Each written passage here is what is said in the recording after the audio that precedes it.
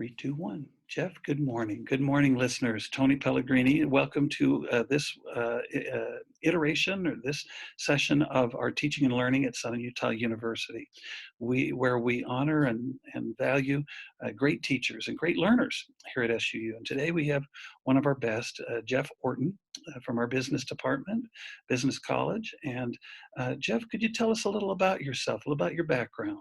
Yeah, absolutely. Thanks, Tony. Appreciate the chance to be here and be involved in this. It's a wonderful thing you're doing here. I think it's awesome for me to be able to listen to other people. So thank you for the opportunity. You're very welcome. My background, I actually grew up here in Cedar City. I went to Cedar High and I actually went to SUU. Got my master's and both my bachelor's and master's in accounting degree here at SUU in accounting.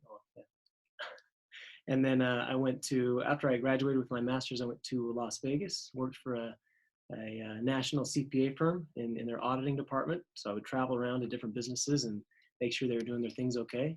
Was down there for about 7 years and then got the chance to come back to SUU as the internal audit director to make sure, basically my job here as the audit director was to sit down with the board of trustees and the president and the leadership here and just to see what kept them awake at night and see how I could help them get the data they needed to make decisions and make sure things were operating okay. And then after about 3 years of that, the audit professor here at the time retired. And so they said, hey, you got 10 years of audit experience. Do you want to come and teach the auditing courses? And when I was in Las Vegas at the firm, they held national trainings in Chicago. So I would travel back and help teach some of those national trainings. Everybody would come from all over the country to get trained there. And so I'd done a little bit of teaching and I thought, well, that'd be a great opportunity. And so I made the switch. This is my 5th year, so I made the switch just a little while ago and love it. Wonderful, awesome. Wonderful. You've told me a little about the courses that you teach, the auditing courses, and you've told me a little bit, but I'd like you to delve just a little bit deeper maybe, and why those are so important, to our community, to our society. Would you take a moment and share that? Would that be okay? Yeah. Everybody's favorite person in the room is the auditor, right? The accountant and the auditor. You've got a lot of friends is what you're saying. Yeah, no. When you hear that word auditing or accounting, I think 2 words generally come to mind. Either one is fear, right? Or number 2 is boredom, right? I think the classic joke is the definition of an extroverted accountant is he looks at your shoes when he talks to you instead of his own, right? Okay. So as the perceptions of auditing and accounting are just that now you just kind of get stuck in a back room, you're just crunching the numbers, or you just come to find what people do wrong.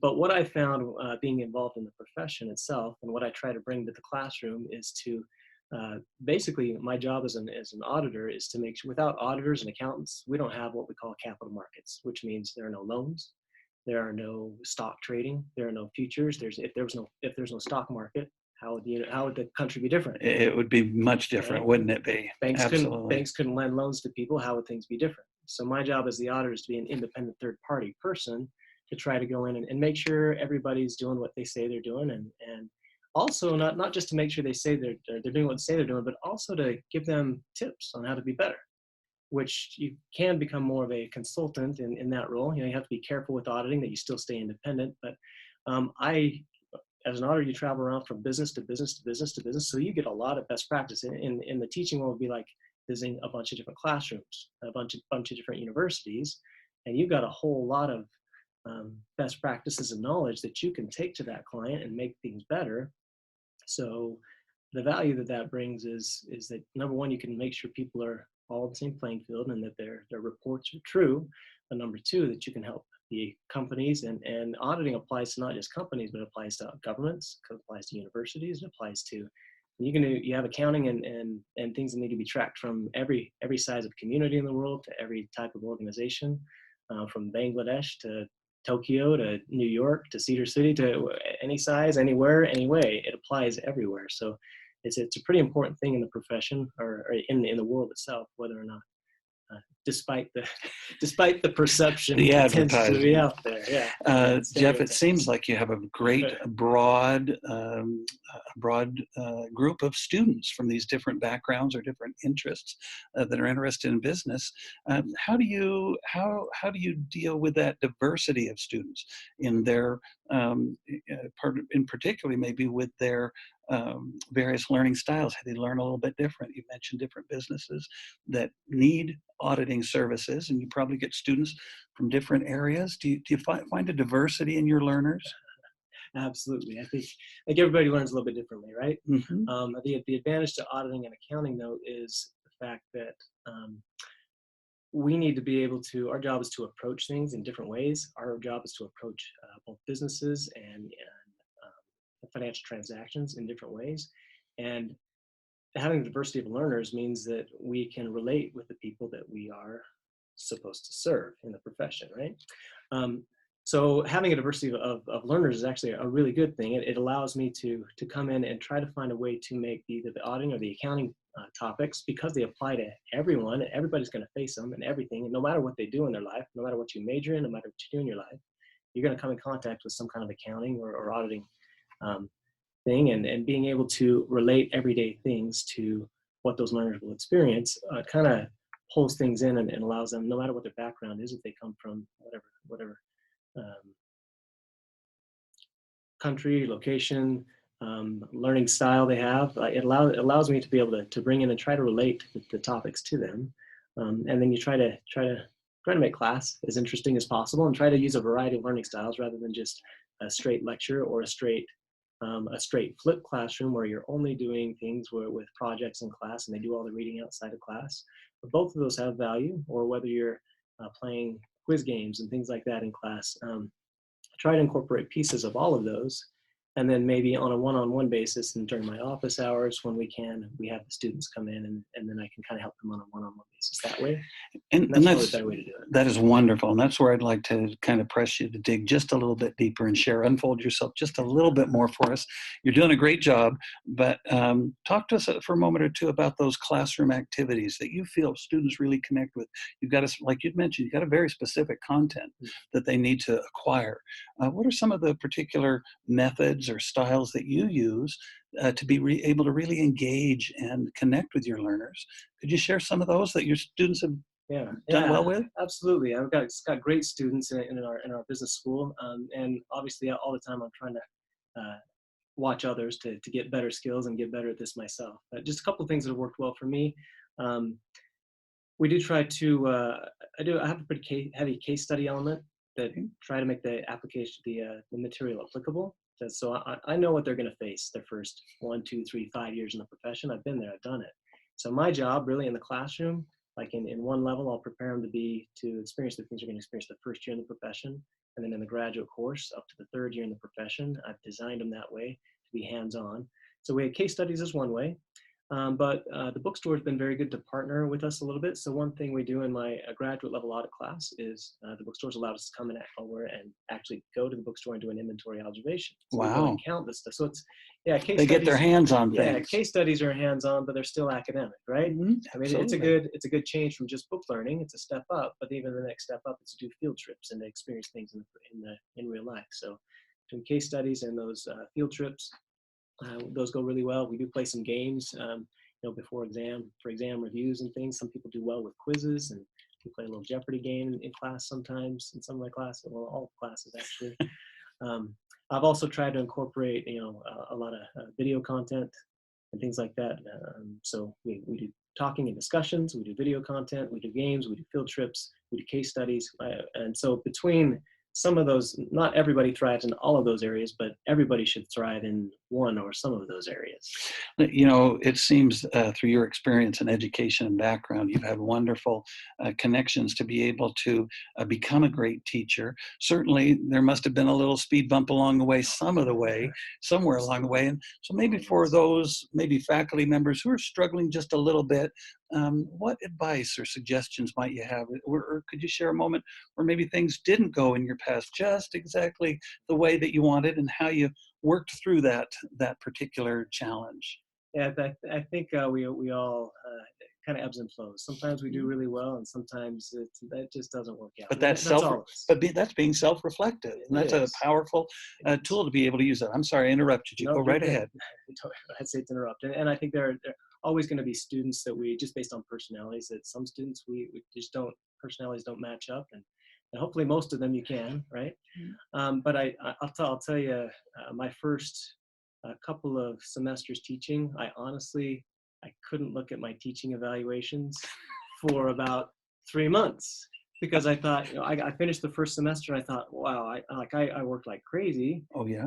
putting in 50, 60, 80 hours a week just trying to get course content because I had to create for live classes and online classes, record videos, everything else. And I was working hard and class was going pretty well. I felt it was going pretty well, but it was clear that, when I started, I wanted to just knock a home run, knock it out of the park. Absolutely, you bet. You wanted to get, you want the praise and the awards right away. And you're not that you need the praise, but just to know that you're doing a good job. You want that right away. And that didn't happen. I tried hard and the students were really nice. They said, no, you're doing a good job. You're trying hard. And it's kind of like an E for effort. So I honestly, I said, I got to finish this first one. I've got to get all my classes. I teach 5 to 7 classes a semester. So I said, I've got to get all these classes rolled into the next semester to get started before, if I read those student evaluations and they turn out really bad, I'm going to be in such a pit. I won't be able to come out and I'll be off to a bad start. So I didn't look at them for a couple of, which is I'm not recommending doing that all the time because student evaluation is very, very valuable, but you have to be in have to have a certain thickness of skin and you have to build that over time. And in my first semester, I didn't have that yet. And then after a couple months, I read them and they actually worked out really well. I had one or two that said, I wish a couple of things could have been slightly different, but overall you did well. And I realized, well, I shouldn't have been so scared of that, but I didn't know going in. So I think my biggest, one of my biggest recommendations would be know when to read your evaluation, know when you can be prepared to read your evaluations. Realize that most of the students here really try to be helpful with their evaluations. There anywhere you go, there are going to be some that are mean. You're going to get some mean comments, and that's just, we all face them, we all get them. Knowing that some are mean, but if you get 1 or 2 mean ones and realize they're outliers, treat them as outliers. See if there's some truth of something you can fix in what they say, but otherwise just kind of ignore them, leave them as outliers, and then focus on the other ones that provide helpful comments, and don't be afraid to recognize the good things that you're doing as well. And I think I've had a lot of mentors also in the business college that have really kind of helped me navigate that a little bit and really tried to support me, to try to build me up to get where I could be quite a bit better. And that is so powerful, that concept of mentorship, looking to our peers. And it's hard not to compare ourselves to to our next door neighbor, to others that are teaching those same classes. Do you have opportunities to reach out, because you've been mentored? Do you have opportunities to reach out and mentor other faculty or even students? Yeah, I think we all have opportunities to mentor. It's a matter of whether you recognize and take those opportunities. But I really do, like, what really saved me was the fact that I knew the faculty that were around me were, even if I did something wrong, they would take me in and not just, they would support me and build me up. And so as others have come on, I've tried to keep that same mentality. But the role of a mentor also, you got to realize that even, you've been teaching for a few years and somebody might be newer than you, they may still have some pretty good, you can still learn from them, even if they're the first year, second year person. And I've seen a lot of that in our business school. We've got 3 or 4 teachers that have started after me in our accounting department specifically. And I've really been able to watch them. And I've tried to provide some guidance and support for them, let them know I have somebody to talk to. And we've had some good conversations. But the flip side is also true. I'm actually learning quite a bit from these new people. And sometimes we forget to learn from everybody, from the old sages as well as the newbies, and bring new perspective. And we really have both of those at our campus. And I just am so tickled to be able to have this opportunity to visit with great instructors. Any last words of wisdom for students or faculty that you'd care to share, as far as enduring, being self-reflective, as you've mentioned already? Any last-minute words of wisdom that you'd care to share? I think one of the things that changes, that I've enjoyed the most about SU is number one, the hands-on learning, the teaching style.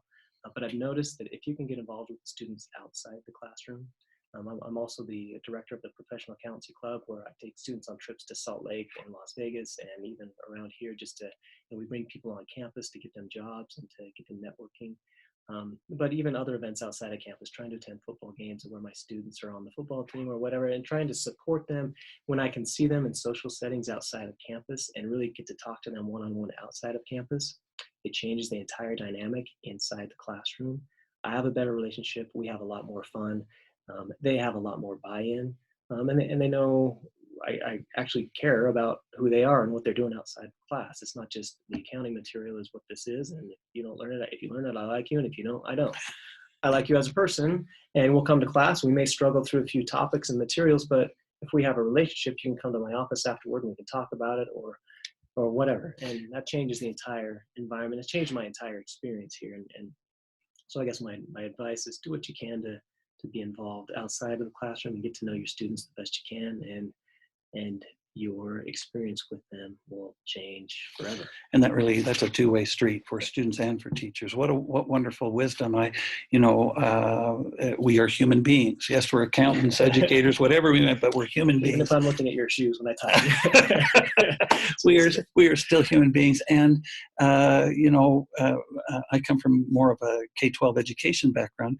We've never had to release a teacher because they didn't know content. They didn't know their accounting. They didn't know their content to teach. It was those human skills that you've identified that we struggle with. So those opportunities to engage in those and to put those into practice and have kind of a safety net here at the university to make a couple of mistakes if we need to, but to learn from those. As long as you're willing to move on and fix them. It is wonderful. Jeff, thank you so much for your time. We appreciate you and are grateful for your participation on campus and are just enthused to be able to be associated with you. Thank you very much. Thank you, Tony. It's been a wonderful experience. You have a great day. You too.